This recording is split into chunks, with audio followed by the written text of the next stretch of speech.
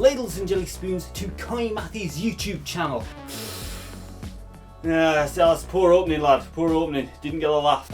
I didn't intend to get a laugh. Well, lots of fun actually taking it when you're waxing lyrical about the old bull British humour. Besides, it's not what you say, it is the way that you say it. I'll show you. Keith! Yes?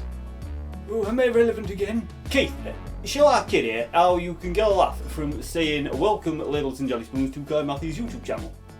Yeah, well, if you think I've got the stuff to do it, okay, a one, a two, 3, 4. Welcome, Ladles and Jelly Spoons, to Kohigh Mathy's YouTube channel. How was that? Yeah, you see? Well, surely I've gotten a laugh. Yes, I know, but all I was doing was introducing this week's video. Well, no comment. Okay then, lad, introduce this week's video. Ladles and Jelly Spoons, welcome to Kohigh Mathy's YouTube channel, putting a very British twist onto the games of days gone by. Today marks something of a tradition, as it's that time of year again when we look at a Final Fantasy game. And not just any Final Fantasy game, the first Final Fantasy game to be released on the then new hotness PlayStation 2. Ladles and Jelly Spoons, Final Fantasy X.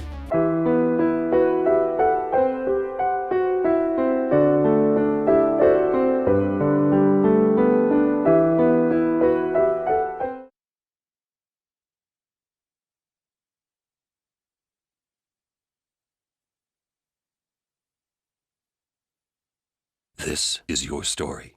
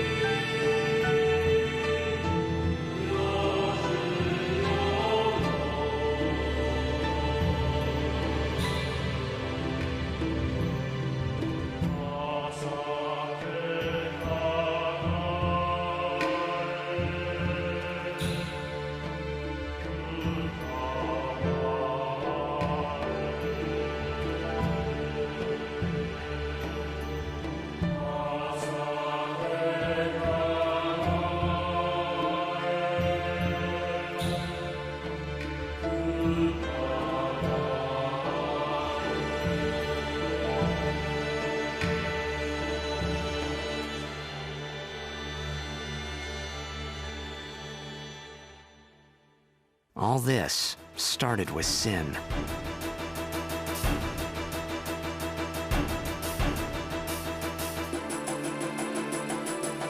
I will defeat sin.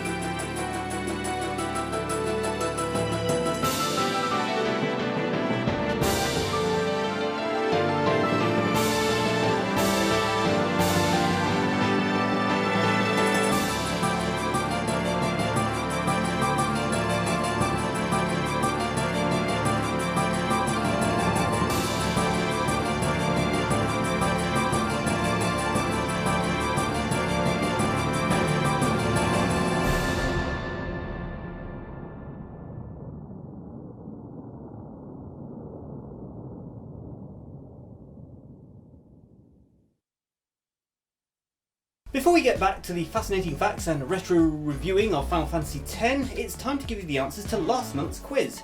Now, question 1 was the sporting question, and the answers were a hole in one, a hole in two, and a cigarette burn in the other.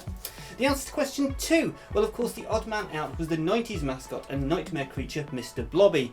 All the others were, of course, washable.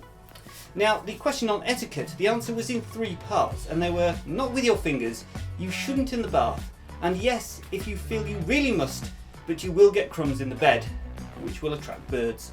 Many times, let me tell you, lad. Final Fantasy X is a role-playing game developed for the PlayStation 2 and published by Square in 2001. July 2021 marks its 20th anniversary. As the title suggests, Final Fantasy X is the 10th game in the Final Fantasy series, and has been remastered and re-released for the PlayStation 3 and the PlayStation Vita in 2013, the PlayStation 4 in 2014, Windows PCs in 2016, and finally the Xbox One and Nintendo Switch in 2019. Not only was it the first Final Fantasy game on Sony's first big black box, the PlayStation 2, it was also the first Final Fantasy game to feature voice acting. It also marked the series' transition to fully 3D environments and locations from the 2D pre-rendered backdrops of the games before it.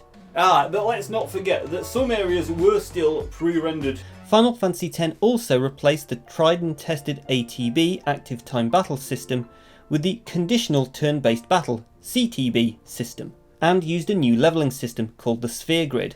And to top it all off, Final Fantasy X was the first Final Fantasy game to get a direct sequel, Final Fantasy X-2 in 2003. Stay tuned and stay subscribed. Get that date in your diary, people. March 2023. Set in the fantasy world of Spira, the game follows a group of adventurers and their quest to defeat a rampaging monster known as Sin. You play as Tidus, a rising star athlete in the fictional sport of blitzball. More on that later. Vanished into thin air. My dad must have been his biggest fan. I knew how sad he'd be. Heck, we all were that day. Zanar, I says to myself, what are you thinking? I went running straight back home. We sat up talking about Jack all night. What started out as Final Fantasy Ultimania Archive Volume 3 1717 began development in 1999. 1717's story differs from the final version, but the protagonist did look strikingly similar to the game's final protagonist, Titus. He travelled the world seeking a cure for a pandemic that killed people when they reached the age of 17. But the idea was later shelved, and the team of 100 people who'd mostly worked on previous games in the series started work on what would be finally released as Final Fantasy X. Executive producer Hironobu Sakaguchi has noted that although he was worried about the transition from 2D pre-rendered backgrounds to 3D backgrounds, the voice acting, and the transition to real-time storytelling, the success of the Final Fantasy series could in no uncertain terms be put down to constantly challenging the development team to try new things. With producer and chief director Yoshinori Kitse at the helm, Moto Toriyama, Takeyoshi Nazato, and Toshiro Toshida as the director of events, maps and battles respectively, work would start on what would ultimately end up being released as Final Fantasy X. The writing and completing of the script for the game took the best part of 4 months, and then the same amount of time was dedicated to the voice recording. Kazushige Nojima collaborated with Daisuke Watanabe along with Toriyama and Kitse on the writing of the main narrative for Final Fantasy X. Nojima was particularly concerned with establishing a connection in the relationship between the player and the main character. Thus he penned the story such that the player's progression through the world and growing knowledge about it is reflected in Titus' own understanding and narration. Final Fantasy veteran Tetsuya Nomura. Can we just assume that they're all Final Fantasy veterans from this point, please? As it's a Final Fantasy game, so they probably are. Nomura focused mainly on the South Pacific, Thailand and Japan as the major influences on the cultural and geographical design of Final Fantasy X's world, Spira. This can be mainly seen in the game's locations of Besaid and Kilika Island. Nomura said that Spira deviates from the worlds of past Final Fantasy games in the level of detail incorporated, something that he has expressed to have made a conscious effort to maintain during the design process. Yoshinori Kitse felt that if the game's setting went back to medieval European fantasy, much like we'd seen in Final Fantasy IX, that this would not have aided the development team to advance their ideas and plans for the next game in the series.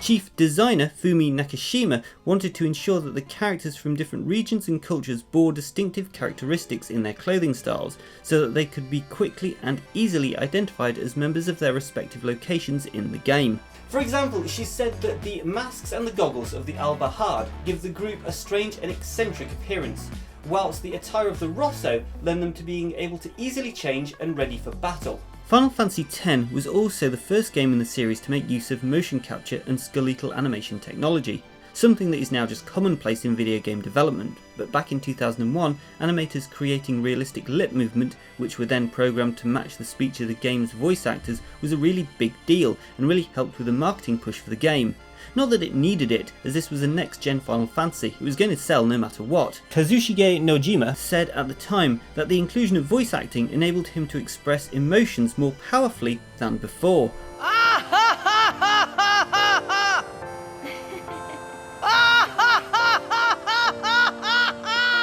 This meant that he was able to keep the storyline simple and easy to follow. Using voice actors for the first time also meant that Nojima could change the script in order to match the voice actors' personalities with the characters they were portraying. Although using voice actors did lead to some issues, with the game's cutscenes already programmed around Japanese voice work, the English localization team were faced with the difficulty of establishing English-orientated dialogue and the obstacle of incorporating this modified wording with the rhythm and timing of the characters' lip movements. It's why we ended up with scenes like this. You probably shouldn't laugh anymore.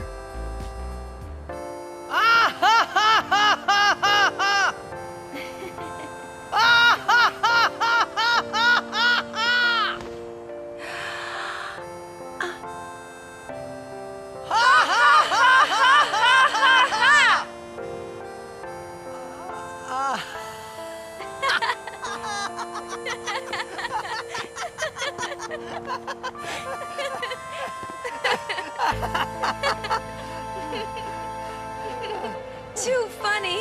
It was your idea.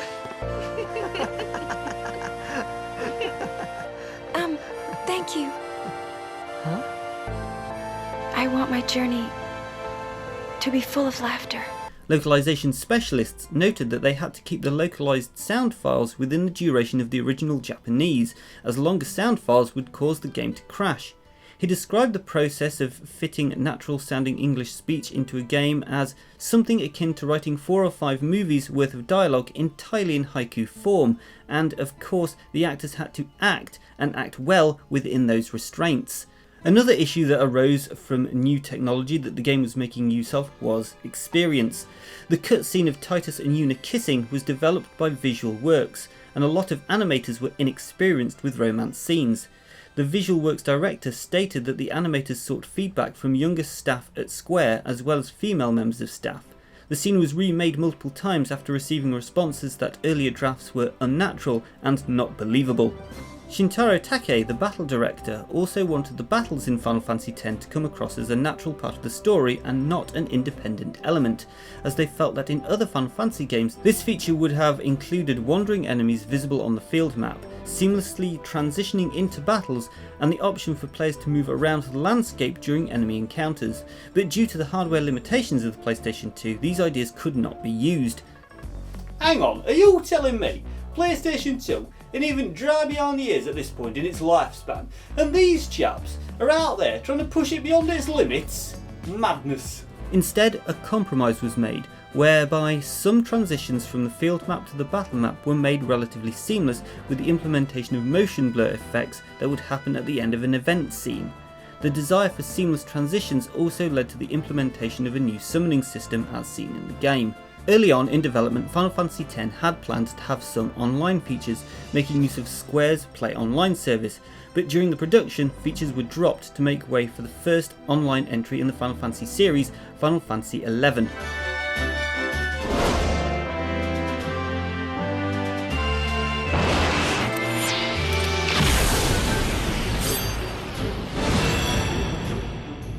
Just like every game in the series to date, Final Fantasy X is presented in a third-person perspective, with the player directly navigating the main character, Titus, around the world to interact with objects and people.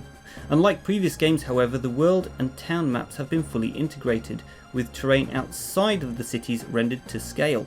As Titus explores the world, he randomly encounters enemies, and when an enemy is encountered, the environment switches to a turn-based battle system, where the characters and enemies await their turn to attack. The gameplay of Final Fantasy X differs from previous Final Fantasy games in the lack of a top-down perspective world map. Earlier games featured a miniaturized representation of the expansive areas between towns and other distinct locations. used for long distance travelling. In Final Fantasy X, almost all of the locations are essentially continuous and never fade out to a world map. Map director Nakazato wanted to implement a world map idea with a more realistic approach over that of the Final Fantasy games that had come before, and in line with the realism of the game's 3D backgrounds as opposed to the pre-rendered 2D backgrounds. Regional connections are mostly linear, forming a single path through the game's locations, although an airship becomes available later in the game, giving the player the ability to navigate Spira faster. What's ascending? Are we going somewhere? You truly are clueless. Are you sure it's just your memory that's the problem? As an active fan and player of the Final Fantasy series, battle director Toshida wanted to recreate elements he found interesting or entertaining, which eventually led to the removal of the active time battle system and instead incorporated a strategy-focused, conditional turn-based battle system. Whereas the ATB concept featured real-time elements, the CTB system is a turn-based format that pauses the battle during each of the player's turns. Thus the CTB design allows the players to select an action without time pressures. A graphical timeline along the upper right side of the screen details who will be receiving turns next, and how various actions taken will affect the subsequent order of turns. The order of turns can be affected by a number of spells, items and abilities that inflict status effects upon the controlled character or the enemies. The player can control up to 3 characters in battle, though a swapping system allows the players to replace them with characters outside of the active party at any time. Limit breaks, a highly damaging special attack, reappear in Final Fantasy X as overdrives. In this new incarnation of the feature, most of the techniques are interactive, requiring inputs to increase their effectiveness. Whilst initially the overdrives can be used when the character receives a significant amount of damage, the player is also able to modify the requirements to unlock them. Final Fantasy X also introduced an overhaul of the summoning system employed in previous games of the series. Whereas in previous titles a summoned creature would arrive, perform one attack and then depart, the Aeons of Final Fantasy X arrive and entirely replace the battle party fighting in their place, until either the Aeons win the battle, is defeated itself, or is dismissed by the player. Aeons have their own statistics, command, special attacks, spells and overdrives. The player acquires 5 Aeons over the course of the game through the completion of the Cloister of Trials puzzles, but 3 additional Aeons can be obtained by completing various side quests.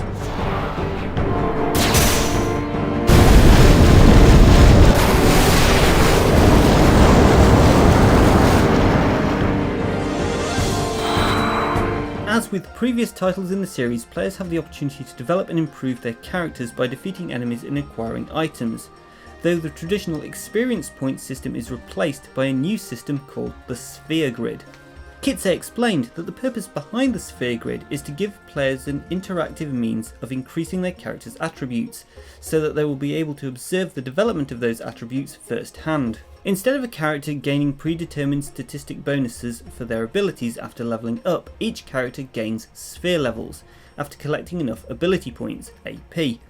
Sphere levels allow players to move around the Sphere Grid, a predetermined grid of interconnected nodes consisting of various statistics and ability bonuses. Spheres are applied to these nodes, unlocking its function for the selected character. The Sphere Grid system allows players to fully customise characters in contrast to their intended battle roles, such as turning the white maged rolled Yuna into a physical powerhouse and the swordsman Aeron into a healer. The International and PAL versions of the game included an optional Expert version of the Sphere Grid. In these versions, all of the characters start in the middle of the Sphere Grid and may follow whichever path the player chooses. As a trade-off, the Expert Grid has fewer nodes in total, thus decreasing the total statistic upgrades available during the game. As I'm sure I said in my last Final Fantasy video, it wouldn't be a Final Fantasy game without a minigame, and Final Fantasy IX's minigame is Terra Master, a card game that can be played with various non-playable characters and NPCs. In Final Fantasy X, it's Blitzball. Blitzball is a minigame that requires strategy and tactics. The underwater sport is played in a large hovering sphere of water, surrounded by a large audience of onlookers.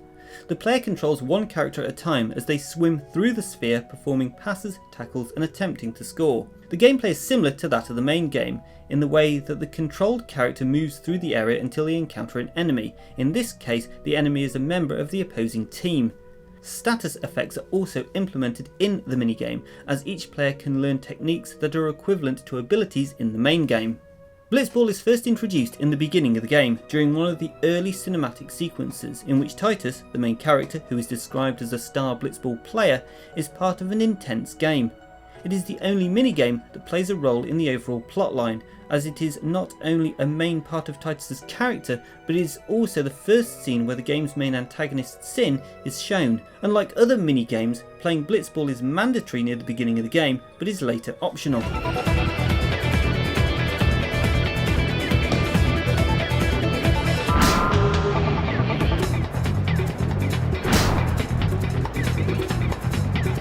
Titus is a young athlete who lives in the futuristic city of Samarkand, the city that never sleeps.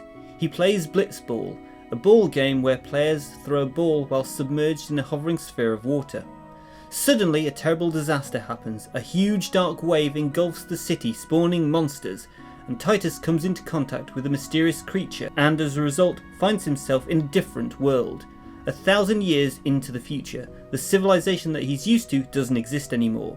He learns that the world he knew was destroyed by Sin, a terrible being that is believed to be indestructible.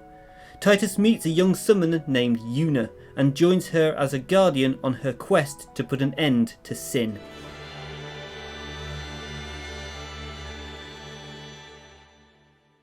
All this started with Sin. Final Fantasy X marks the first time that regular series composer Nobuo Uematsu has had any assistance in composing the score for a game in the main series. His fellow composers for Final Fantasy X were Masashi Hamzu and Junya Nakano, and they were chosen for the soundtrack based on their ability to create music that was different from Uematsu's style while still being able to work together. The game's theme song was completed in November of 2000. As Square still had not revealed who would sing it, Uematsu jokingly said that it was going to be sung by Rod Stewart. The game features 3 songs with vocalised elements, including the J-pop ballad Tsuteki Dane, which translates to Isn't It Wonderful. The lyrics were written by Kazushige Nojima and the music was written by Uematsu. The song is performed by Japanese folk singer Riki, whom the musical team contacted while searching for a singer whose music reflected an Okinawan atmosphere. Tsuteki Dane is also sung in Japanese in the English version of Final Fantasy X, much like Eyes on Me from Final Fantasy VIII and Melodies of Life from Final Fantasy IX.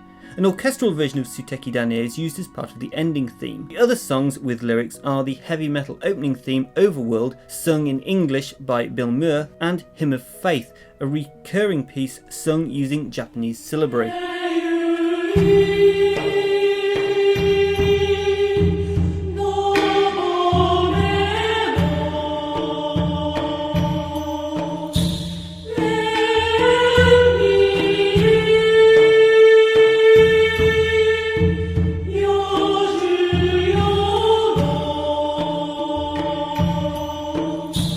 The original soundtrack spans 91 tracks on 4 discs and was first released in Japan in August of 2001. It was re-released in May of 2004 by Square Enix, and in 2002 Tokyo Pop released a version of the Final Fantasy X original soundtrack in North America entitled Final Fantasy X Official Soundtrack, which contained 17 tracks from the original album on a single disc.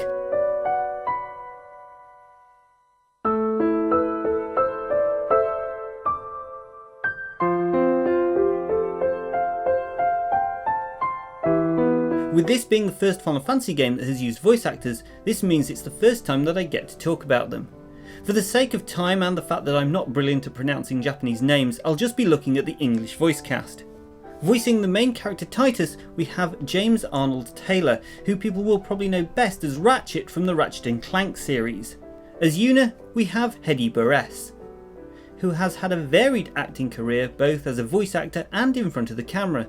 She has reprised her role as Yuna in Final Fantasy X2, Kingdom Hearts 2 Final Mix, Final Fantasy Explorers and The World of Final Fantasy.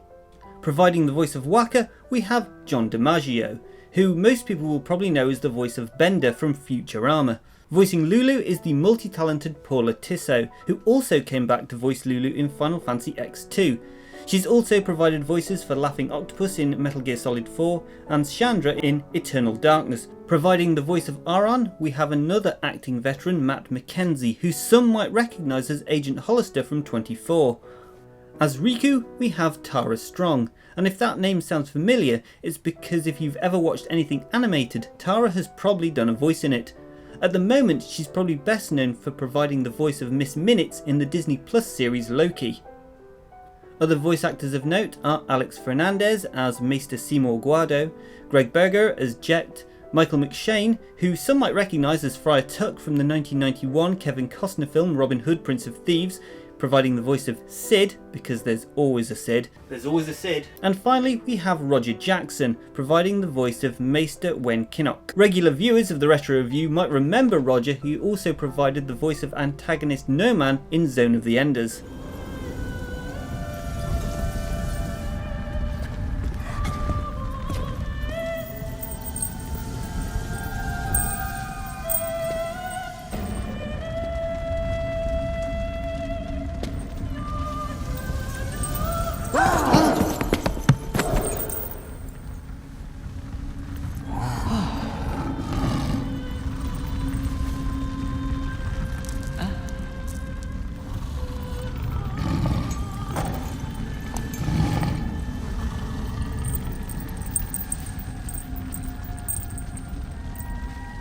I've done it.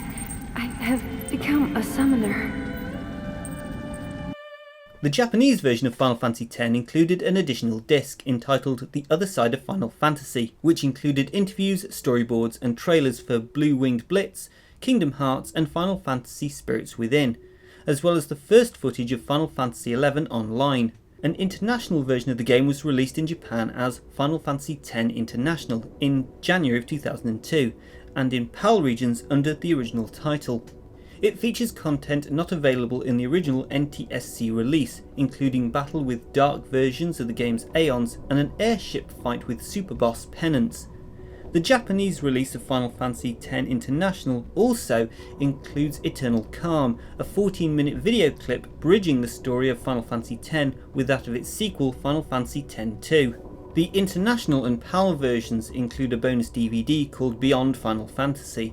The disc includes interviews with the game's developers and two of the game's English voice cast actors, James Arnold Taylor and Hedy Barres. Also included are trailers for Final Fantasy X and Kingdom Hearts, and a concept promotional art gallery for the game, and the music video for Suteki Dane, performed by Riki.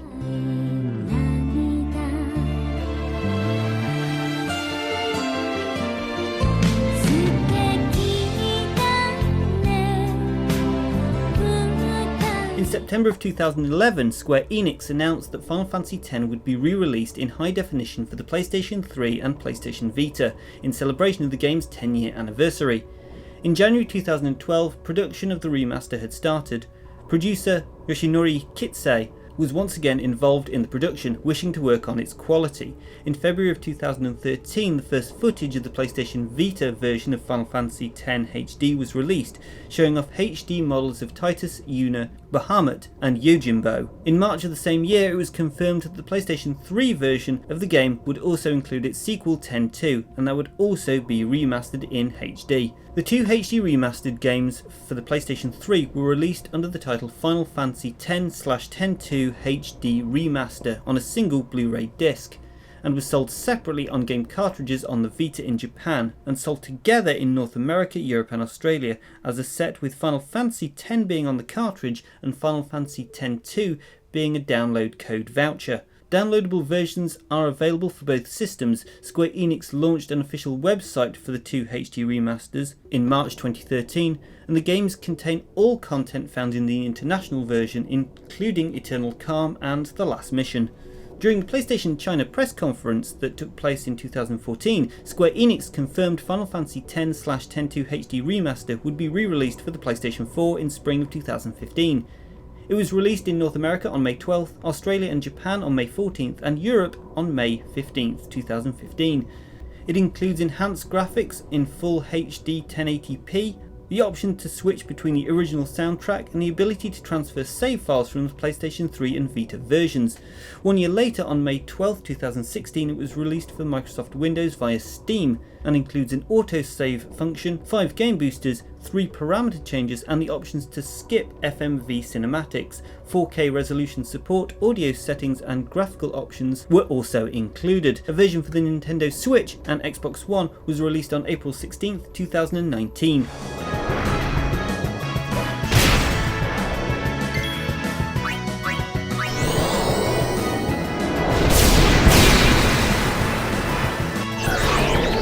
Back in 2001, Square expected the game to sell at least 2 million copies worldwide, owing to the reduced PlayStation 2's fanbase, making it smaller than the last 3 released titles.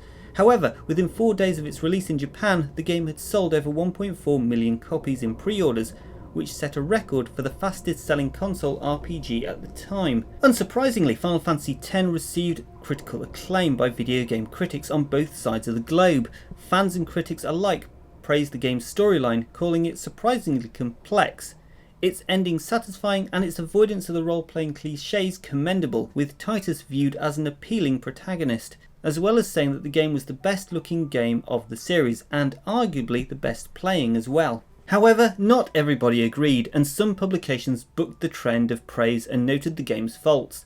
Edge rated the game considerably lower, criticising many aspects of the games for being tedious and uninventive, and described the dialogue as nauseating, particularly panning Titus. Andrew Rayner of Game Informer criticised the game's linearity, and the players were no longer able to travel the world by chocobo or control the airship. Eurogamer's Tom Bramwell noted that the game's puzzle segments were depressing and superficial, and that although the sphere grid was a nice touch, it took up too much of the game. However, that didn't stop the game from pulling in a slew of awards. Final Fantasy X received the Best Game Award from the Japanese Game Awards from 2001 to 2002 and GameSpot's Best and Worst Award for 2001, to name a couple. The game also received the PlayStation 2's Game of the Year award nomination at the 2002 Golden Joystick Awards, but lost out to Grand Theft Auto 3. Due to its commercial and critical success, Square Enix released a direct sequel to Final Fantasy X in 2003, titled Final Fantasy X-2. The sequel is set 2 years after the conclusion of Final Fantasy X, establishing new conflicts and dilemmas and resolving loose ends left by the original game. Although the sequel did not sell as well as the original, 5.4 million units versus over 8 million units, it can still be considered a commercial success. The minigame of Blitzball made it into other games such as Final Fantasy X-2 and was mentioned as a possibility for Final Fantasy XIV A Realm Reborn. The advancements in portraying realistic emotions achieved with Final Fantasy X through voiceovers and detailed facial expressions have since become a staple of the series, with Final Fantasy X-2 and other subsequent titles such as Dirge of Cerberus, Final Fantasy VII, Final Fantasy XII and Final Fantasy XIII, as well as its sequels, and Final Fantasy XV, also featuring this development. Traversing real-time 3D environments instead of an overworld map has also become a standard of the series. Final Fantasy X can be considered as a pioneer in 3D RPG maps.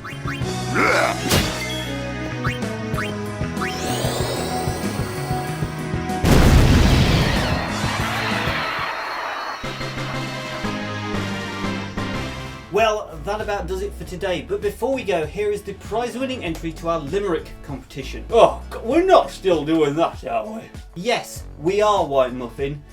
Out of the literal wands of entries, 2 factory workers from Cork were eating their soup with a fork. One said to his friend, use the opposite end. Look, I've invented the spork. So here are the next 2 opening lines for this month's competition. A cockney was pushing his barrow through Battersea streets wide and narrow. Now please do write your ending lines in the comments down below, and to the winner goes a glossy nude photograph of Richard York's knees. Oh, wouldn't mind going in for that myself. And I'll leave you with this. If money is the root of all evil, then why does the church want it so badly? Cheerio, see you next week.